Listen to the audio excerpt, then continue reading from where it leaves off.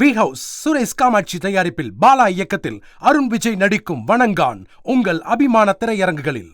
ஆந்திர மாநிலம் செகந்திராபாத்தில் உள்ள நம்பள்ளி அணிவகுப்பு மைதானத்தில் சர்வதேச அளவிலான பட்டம் பறக்க விடும் திருவிழா கோலாகலமாக உற்சாகமாக நடைபெற்று வருகிறது.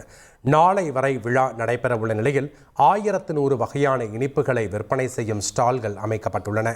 கொரில்லா உள்ளிட்ட விதவிதமான வடிவங்களில் வானில் பறக்கும் பட்டங்களை குழந்தைகள் முதல் பெரியவர்கள் வரை அனைவரும் ரசித்து செல்கின்றனர்.